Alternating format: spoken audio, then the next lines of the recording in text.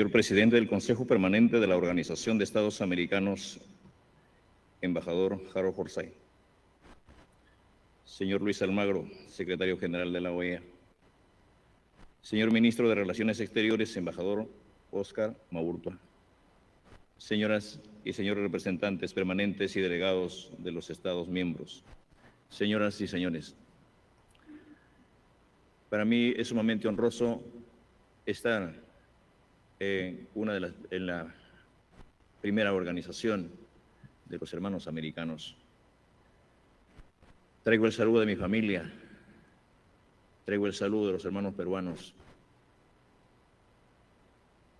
de los ronderos, de los hermanos chipivos, de los conivos, de los aguajún, de los quechuas, los aymaras, de todas esta clase de aquellos hombres y mujeres que no han tenido voz, pero creo que hoy la OEA tiene que abrir los enormes espacios para que de una vez por todas, como organización de América, sea verdaderamente un espacio netamente equitativo, social, donde se garanticen los derechos humanos, donde se hable de una verdadera democracia, donde se hable de igualdad de oportunidades, sin discriminaciones. Yo soy hijo de este pueblo andino y a mucha honra, aparte de ser maestro, soy rondero. Hoy, presidente del Perú, que hemos abierto y seguiremos abriendo las puertas, no solamente Palacio, sino del gobierno en su conjunto, en la sede de Palacio, en los gobiernos regionales, en los espacios de los alcaldes, en los espacios de los colectivos, en los espacios de todas las entidades del país. Y quisiera extender mi saludo desde ese espacio a todos los peruanos que se encuentran en las diferentes latitudes del mundo, en los diferentes países, que estoy seguro que ustedes, hermanos, deben conocerlo, mis compatriotas. Desde ya, mi eterna gratitud. Es para mí, en particular, un grato honor que al salir de mi país haya tenido que dirigirme a este espacio para que desde este espacio tenga que manifestar al mundo de que si no logramos la unidad de los gobiernos, la unidad de los estados, la unidad de los pueblos, de quienes tenemos la responsabilidad para atender a las grandes mayorías, poco o nada habremos hecho. Hay que aprender de la pandemia, hay que aprender de lo que más nos ha maltratado en el Perú, en América Latina, en toda América y en el mundo. Yo fui uno de los primeros candidatos que estuvo 21 días con el COVID. Y salimos de esto, pero haciendo todo el esfuerzo. En el Perú, más de 215,000 compatriotas se nos han ido. Muchos compañeros empresarios, adinerados, profesionales, dirigentes, obreros, personas que no tienen voz también. Y esto nos ha permitido ver de que no podemos estar los países sacándonos los ojos entre nosotros, mirando diferencias, cuando tenemos enemigos comunes, como las enfermedades, como el hambre, como la miseria, como las grandes desigualdades. Yo como maestro muchas veces obligué a mis alumnos, a mis niños, a copiar esta canción de América, de las Américas, y todos cantamos con ellos. Y sé la historia, por qué se gesta la OEA, sé por qué se funda la OEA, cuándo se funda, cuál es su misión.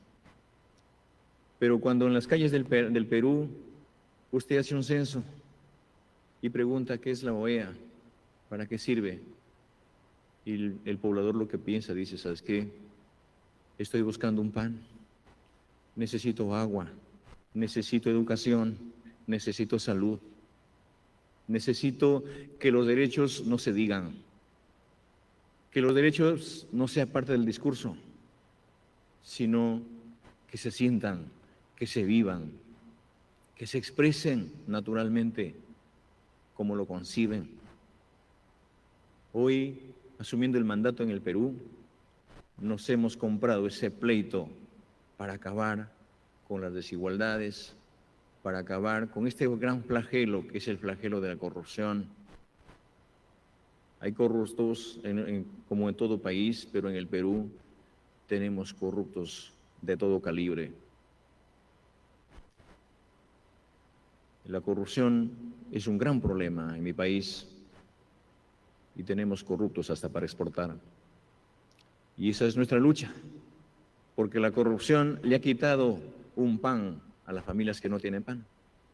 Le ha quitado muchos beneficios a la población.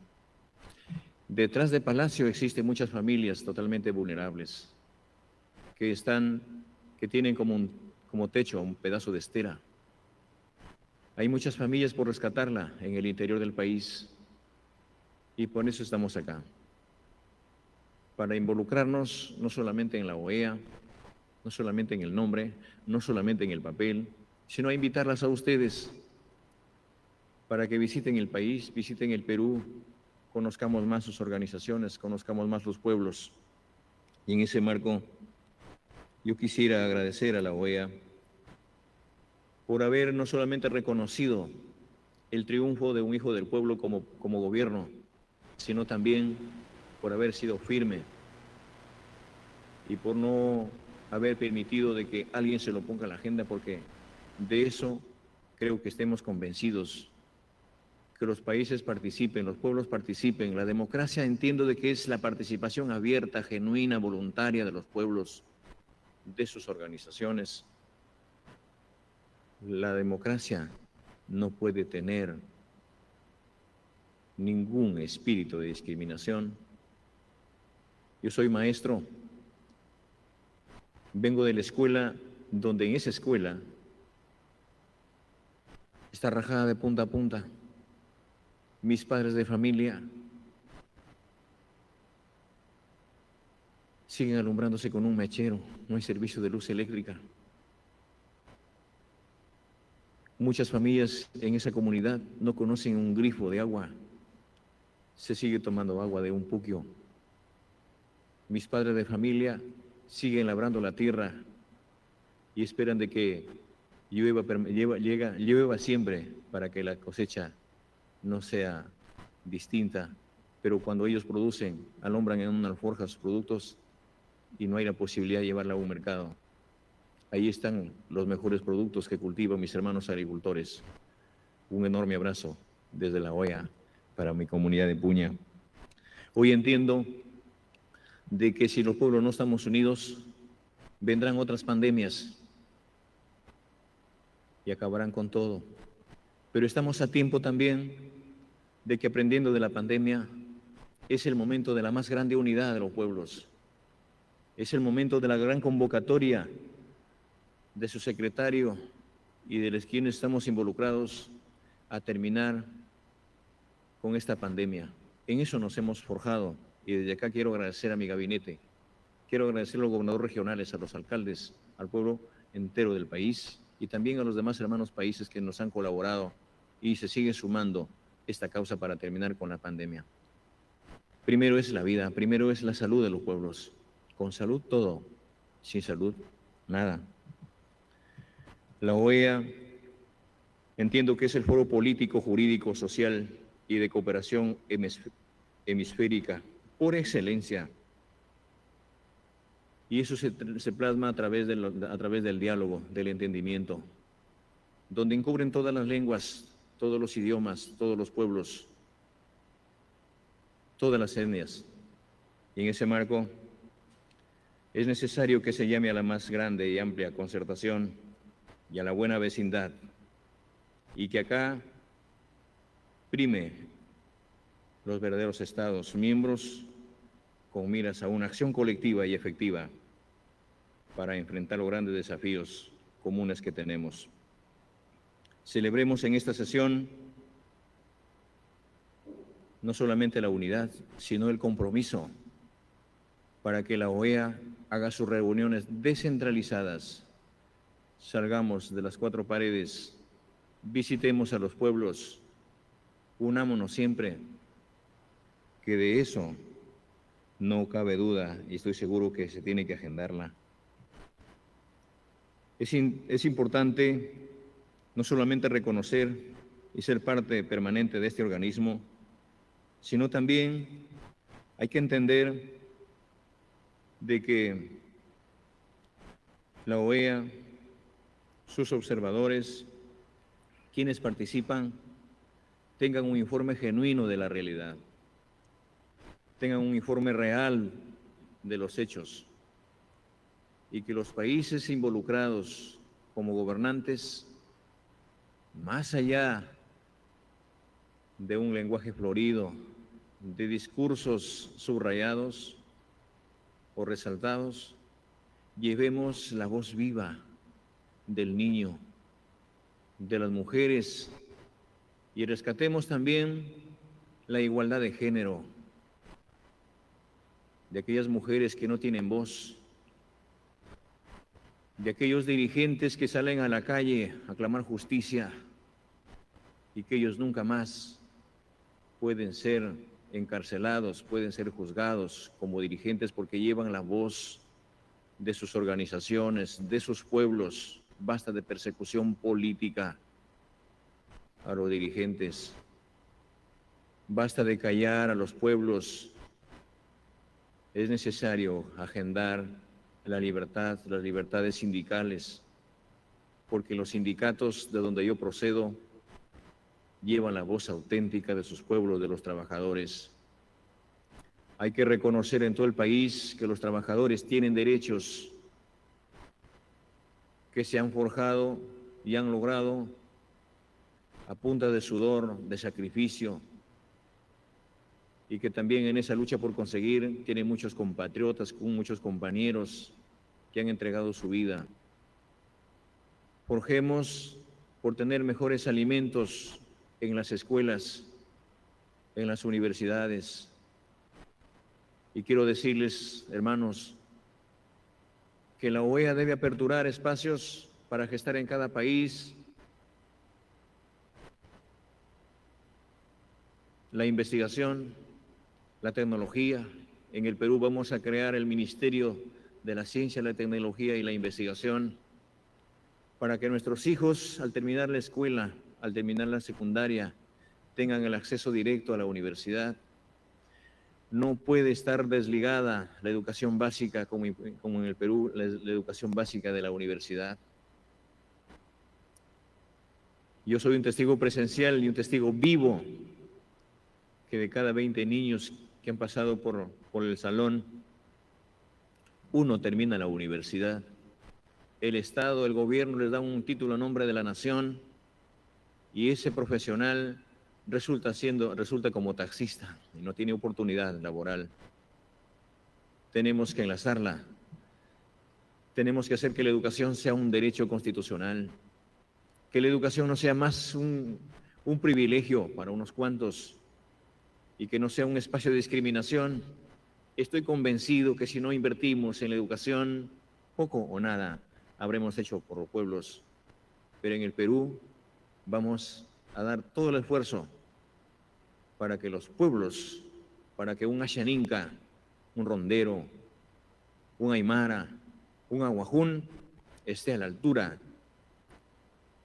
de cualquier ciudadano, de cualquier hombre del Perú y del mundo, y esté a la altura de los que estamos acá sentados en la OEA. Creemos importante manifestar de que todo pasa por una voluntad soberana y que pensemos siempre en las grandes mayorías y que en ese compromiso hoy tenemos que asumir responsabilidades. Pero la responsabilidad para sacar adelante un país no es solamente responsabilidad del gobierno, sino también es una responsabilidad compartida. Y en ese compartir no es un compartir de un café, no es un compartir de un bocado, es un compartir de sacrificio, de lealtades. Si alguien muestra una confianza para ejercer un cargo, en un ministerio, en un espacio social, en cualquier escenario del gobierno, esa confianza debe ser devuelta con lealtad. Muchas veces hemos llegado a asumir cargos, como en el Perú, que tenemos ministros, congresistas, gobernadores, presidentes prófugos de la justicia por estar inmiscuidos en grandes problemas de corrupción.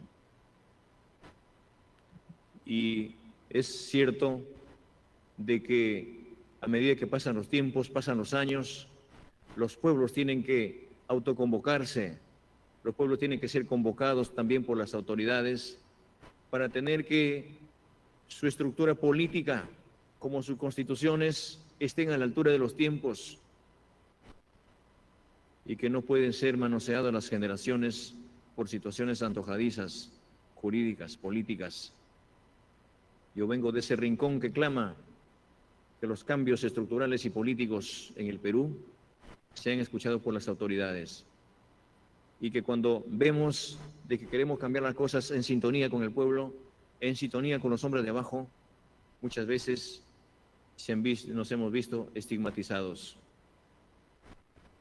Nosotros no somos comunistas. Nosotros no hemos venido a expropiar a nadie. Nosotros no hemos venido a ahuyentar las inversiones. Por el contrario, a llamarlos a los grandes inversionistas, a los empresarios, para que vayan al Perú, para que lleguen al Perú. El Perú es eminentemente minero, tiene bastante riqueza, pero esa riqueza debe sentirlo el hombre más común. Antes de la pandemia, de cada 10 niños, 4 niños en el umbral de la anemia, de la pobreza. Hoy, después de la pandemia, de cada 10 niños, 6 están en esa cruda realidad. Antes de la pandemia, de cada 10 escuelas, 7 escuelas a punto de desplomarse. Hoy siguen esas condiciones. Tenemos en el Perú niños con plomo en la sangre. Tenemos muchísimos compatriotas en la selva tuberculosos. Tenemos pueblos totalmente desintegrados. Y al otro lado, tenemos funcionarios con inmensos sueldos. Tenemos funcionarios con inmensas riquezas. No juzgamos porque estamos seguros que los que han llegado a tener grandes bonanzas lo han hecho con el sudor de su frente. Pero primero, asumiendo responsabilidades, pensemos en el pueblo. Y por eso tenemos que decir que para nosotros el problema de la pandemia, el problema de la salud en el Perú, y creo que es en el mundo, no es solamente un problema sanitario. Al menos en mi pueblo, en mi país, es un problema histórico. Hoy en día entiendo que esta pandemia ha desnudado muchas realidades. ¿Acaso antes de la pandemia no habían hospitales colapsados? ¿Acaso antes de la pandemia no habían enfermos formando cola para tener una pastilla, para tener acceso a este derecho constitucional? Y por eso en nuestro gobierno lo que vamos a luchar es que la salud no sea un servicio, sino se convierta en un derecho constitucional de los pueblos. Que la educación se convierta en derechos constitucionales, que la alimentación igual, y que las calles de los pueblos estén abiertos, que no estén cerrados, que no estén enrejados, porque estoy seguro que igual que en el Perú también hay otros problemas como la inseguridad, la delincuencia, el narcotráfico, y a la cual estamos acá para que pedirles a ustedes y pedirle al señor secretario que se agenden estos grandes problemas que tienen los países. Y como estamos acá en Estados Unidos, yo invito para que nos sentemos también y los llamo a todos ustedes para que volvamos a sentarnos en cualquier pueblito del Perú y veamos de cerca la realidad de los pueblos. ¡Viva la OEA! ¡Viva América! Muchas gracias.